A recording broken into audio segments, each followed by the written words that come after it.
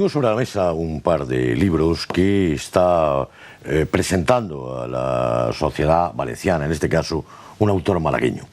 Se llama Ángel Medina y los títulos son El amante clonado y otro que, Ángel, la verdad es que impacta, el título impacta, no sé si asusta, no sé si estoy ante una obra de terror gótico, ciencia ficción, El retorno del caudillo. Sí, que nadie tiemble porque estamos hablando de ciencia ficción, aunque para mantener la incógnita puedo decir que la clonación humana, que es de lo que se trata, es ciencia hoy, ficción tal vez en este momento, pero no dentro de un rato, porque es cuestión de poco tiempo, espero, y de algún dinero terminar la clonación humana. Ya de hecho con animales sabemos que se ha hecho, con Dolly, la oveja Dolly, con otros muchos animales, incluso ahora estábamos comentando con un potro en Estados Unidos que es una preciosidad, pero... Es decir, que los caballos de carreras van a salir clonados y van a ser todos... los mejores. Los capacitados para ganar el Grand National. Sí. Con esto también hay que tener en cuenta, primero, de que estamos hablando de algo que es cuestión de tiempo y que va a llegar. Ya de hecho la clonación humana se está experimentando en humanos y se han hecho divisiones del cigoto hasta los blastómeros número 4 en Corea del Sur y hasta la división 6 u 8 en Estados Unidos, y eso se puede contrastar y constatar pues en las revistas médicas especializadas, incluso hasta en internet se podría encontrar. Usted que bucea en la actualidad, en lo que son los temas de nuestros días, porque ahora hablaremos de otros libros en preparación, sí, que también resultan sugestivos. Está hablando aquí de la clonación, habla, creo, pues de la posibilidad de que tengan un hijo, dos mujeres lesbianas. En fin, está en los temas de la actualidad. Sí. Quería plantear, debe saber usted un montón de cosas de la ciencia, ¿no? Está usted puesto en ciencia, aunque me dicen que su formación es filosófica. Bueno, yo lo que trato es de documentarme de las cosas. Como decía, nunca me sale el nombre, pero creo que era Wistengate o Windgate, el austriaco, de lo que no se sabe hablar, hay que saber callar. Y menos escribir o en un medio público. Por tanto, yo intento estar lo suficientemente documentado como para escribir algo y poder sostenerlo. Yo no escribo estos libros basándome en una especulación, sino en lo que hasta ahora hay, se puede constatar. Estamos en la política ficción, en este tipo de relatos. Lo del caudillo. Lo del caudillo y en lo del amante y en otras historias clónicas. Porque... Sí, pero estos son dos libros totalmente diferenciados, aunque sean con un denominador común, que es la clonación humana. Pretendo exponer al gran público en qué consiste la clonación humana, que es algo que no está suficientemente divulgado. La gente tiene que saberlo, estamos en una democracia y para opinar hay que conocer, es decir, formación igual a formación y la formación igual a la opinión, hay que informar. Entonces son temas actuales de los cuales trato de dar en unas pinceladas sencillas, explicar en qué consiste y después decir, ahora una vez abierta la caja de Pandora, vamos a ver qué consecuencias se derivan de ella.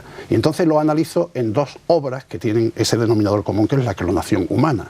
En una, en El amante clonado, desde la perspectiva de una pareja tan estrechamente unida que cuando llegan a una situación límite deciden ambos, a instancia de él, que le dé muerte para clonarlo. Entonces ese es renunciar al yo, porque aunque sea idéntico el clon como dos gotas de agua, la identidad del yo lo pierde. Entonces ahí se trata desde la perspectiva de una psicología profunda, el sentimiento humano, la frustración, la impotencia, el miedo, la desesperanza y sobre todo las consecuencias al final, que no las voy a decir porque no quiero que clonemos el libro por aquí, sino que los lean y saquen su opinión. Entonces yo lo que pretendo no es adoctrinar a nadie, sino sencillamente decir, esta información os ofrezco y ya pueden ustedes conocer. Y entonces, en el otro libro, El retorno del caudillo, pues explico distintas situaciones, que bien podrían ser muchas más. Una de ellas es la hipotética vuelta del caudillo, que viene a poner el país según sus ideas tal y como él lo concibe, con la simulación de los personajes actuales. ¿Qué ocurriría si un personaje como el caudillo clonado aparece ahora? Pues más o menos eso así, eso así. Entonces al final se desvela cómo y por qué se llega a esa situación en la novela. Ese sería uno de los relatos. Otro, pues trata de algo que es muy posible. ¿Pero usted esto lo hace desde la nostalgia, desde la...? No, yo desde siempre... una orilla a la otra, porque también veo que en algunos trabajos habla usted de la teología de la liberación. Es decir, sí, en la teología de la liberación hablo en la obra que... me tiene usted confundido ideológicamente, vamos a ver. Pues yo se lo voy a explicar a usted en dos palabras. Si me permite, voy a terminar de situarlo en la perspectiva de lo que hablábamos antes. Del tema este, por dejarlo ya aparcado si quiere. En esta otra novela, en la del amante clonado, ya he explicado que se habla desde la perspectiva de la pareja, de esa pareja tan estrechamente unida, destrozada por la propia vida. Y el desenlace, pues al final hay que leerlo. Y en la otra, en El retorno del caudillo y otras historias clónicas, distintas situaciones que bien se podrían presentar. Hemos hablado de la posibilidad teórica de esa vuelta otra vez al parque, como me dijeron en alguna ocasión, jurásico, y crear una situación así totalmente increíble, inverosímil, inesperada y no querida. Pero es una novela que no va ni contra derechas ni contra izquierdas, sino presenta una fábula. Una hipótesis de trabajo. Estilo aquellas otras que Vizcaíno Casa, aunque él sí tenía una ideología muy definida, pero sin meterse con uno ni con otro, lanzaba y divertía y entretenía con su moraleja. Yo aquí ni siquiera hago moraleja, solamente digo la posibilidad que se podría desprender de la clonación. En otra de las historias... Pues, por lo que sabe usted de la clonación, esas hipótesis de trabajo sobre las que usted fabula, ¿es posible que en algún lugar del mundo haya ya un hombre clonado y nadie lo sepa? Bueno, posibilidad puede haberla, como posibilidad hay de que puedan haber animales que desconocemos y que nos parecería regresar a la prehistoria. Esos fondos abisales, y se mete usted ahí a 11 kilómetros en esas profundidades neréticas donde ya el hombre no entra nunca, se puede usted encontrar a lo mejor animales ya extinguidos aparentemente. Entonces, posibilidad puede haber porque no lo sabemos, pero yo creo que no. Lo que sí está es muy avanzada el desarrollo con el ser humano, y ya le decía antes de que en Estados Unidos se ha llegado a hacer una división de un cigoto hasta 8 blastocitos o blastómeros, y en Corea del Sur hasta 4. Entonces esto es cuestión de un poquito de tiempo y mucho de dinero.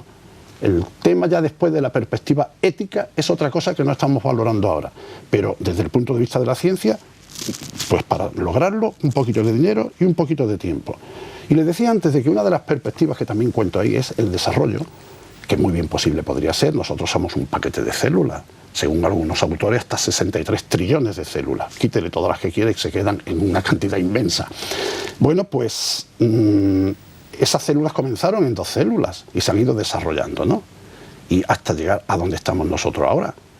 Y ahí comienza la novela donde dice una de las historias, la precocidad de un niño que con 7 años, al proceder de un adulto, él ya siente como adulto, tiene la manifestación de adulto, barba, sentimientos hacia otra niña mayor que él. Es decir, es un niño ya desarrollado mental, psicológicamente. Que bien podría ser porque las células envejecen y nosotros envejecemos.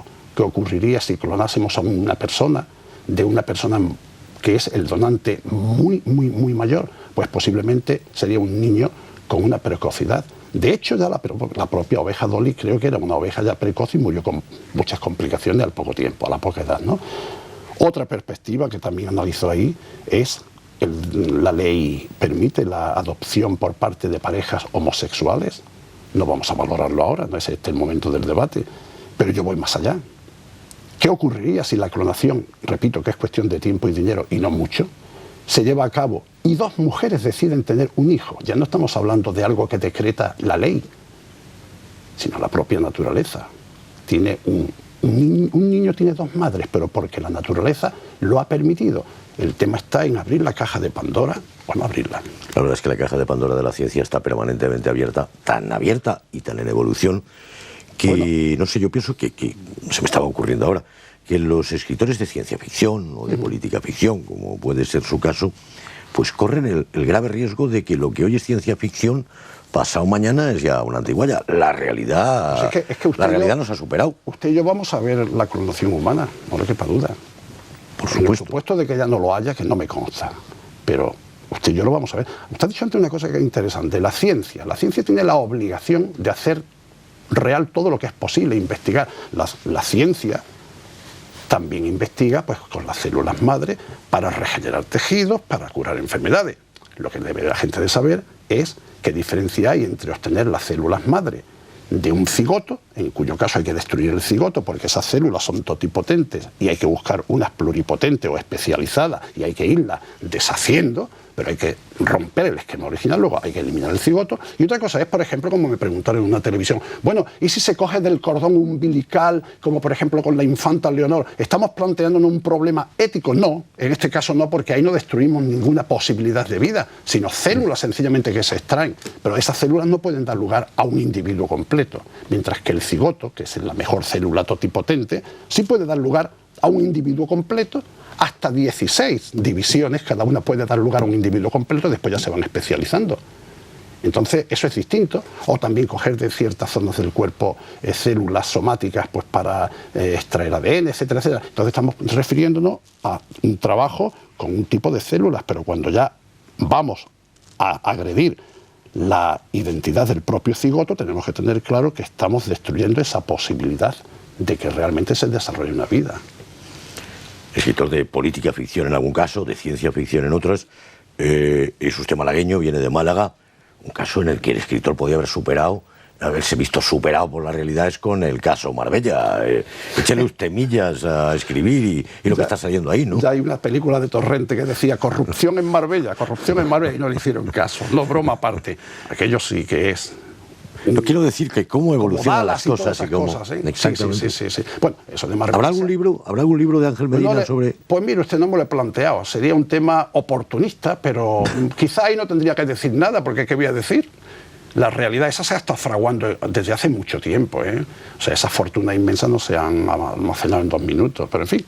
Lo digo por ese estar un poco al hilo de la realidad, basarse en el hecho periodístico prácticamente para escribir una novela, luego con su imaginación, con su fantasía, con sus dotes de creación. Porque creo que está trabajando ahora en otro tema que también puede resultar sugestivo y apasionante, que es un libro sobre el Vaticano. Sí, el Vaticano segundo, con Juan XXIII, quedó interrumpido, no quedó terminado. Después hubo una serie de situaciones en las cuales no se culminó ese ayornamiento de la Iglesia. La Iglesia tiene, en mi opinión, una asignatura pendiente, que es la de volver lo máximo posible a sus fuentes originarias.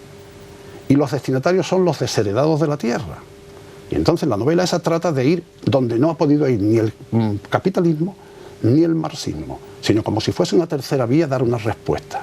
Esto es, llámele lo que sea ficción o el filo de la navaja, o lo que usted quiera. Y entonces la historia narra sencillamente, situándonos en ese límite, un papa que procede de la teología de la liberación, de ese submundo, y que cuando por una serie de circunstancias llega a ser pontífice de la Iglesia romana, tiene una visión, se la traducen, que es la trama de la novela, sería muy larga de explicar. Conclusiones. Este hombre propone que hay que hacer un gesto en la Iglesia para que sea creíble más allá de la teología de la liberación. Y como resulta tan inverosímil, le dicen, esto convoca usted un concilio, que el concilio decida. Por una serie de circunstancias sale que sí, porque es el voto de calidad de él el que lo determina, estamos en una novela, y entonces pues propone la venta del poder que simboliza el Vaticano. Claro, para que un papa dimita, o locura permanente o voluntad propia. Él no dimite por su propia voluntad, se cree un iluminado y quiere seguir adelante. Locura perpetua. Y apartado. Supongo que tiene usted muy avanzada la novela, porque el tema es como para que se lo clone cualquiera. Es un tema potente. La novela está ya registrada, como todas las novelas que hay que hacer. Ahí el único riesgo que tengo es que sitúo la novela en el año 2009, cuando dice el último papa fue el inesperado Benedicto. Y entonces viene en el 2009, ya es el nuevo papa. Quiere decir que tenemos 3 años y el propio papa me podría decir, pero hombre, tan mal me ves como para darme 3 años de vida. Anécdota aparte, pero en fin, las novelas a usted que hay que datarlas, situar al lector, ¿no? Y por eso pongo el 2009 como podría ser otra fecha. Aquí ya sabe usted que en televisión pues pasa como en el mundo de las creencias, sobre que usted tanto se ocupa también, de las creencias religiosas, digo, que de pronto desde control te hacen señas y suenan las trompetas que llaman al Valle de Josafat del final del programa, del final de este tiempo de diálogo. Lo digo porque usted también ha hecho un ensayo que solo vamos a apuntar y que en otra ocasión desarrollaremos, nada menos que sobre el juicio final. Pues sí, es la opinión que... O sea, es lo que yo he llegado a las conclusiones, cómo podría armonizarse lo que es esa infinita misericordia y esa infinita justicia. Como una, llegado al límite, se contradice con la otra, porque si soy infinitamente justo, no puedo ser misericordioso porque tendré que condenar al menos en determinadas ocasiones, y a la inversa. Y llega usted a una solución. Y llega a una solución que pasa por el propio sujeto, el cual, al verse interpelado cariñosamente, paternalmente, por ese misterio, esa luz expresada en forma de luz, él se siente tan oscuridad que no es capaz de abrazarse a ella. Pues muchas gracias, Ángel María Medina, por haber estado aquí con nosotros en Universidad Politécnica Televisión y por dejarnos esta idea final para la meditación y estas obras que, en definitiva, pues no van a ser sometidas a un juicio final, sino al juicio del público, que creo que de momento las está comprando muy bien. Sí, se están vendiendo y en el Corte Inglés las tienen y ya se han agotado en algunos centros y bueno, y ahora, en fin, todas las cosas hay que hacerle las promociones necesarias, pero va muy bien el camino. La editorial de Ediciones Internacionales de Valencia, el señor Bonet se encarga de ella, editada una en su editorial y otra que él también la está distribuyendo y encargándose de eso, y va muy bien todo. Espero poder llegar a comunicar a la gente el mensaje que trato de conculcar en cada una de mis novelas. Mensajes y llamadas, todas ellas muy sugestivas. Muchas gracias, Ángel. Gracias a ustedes.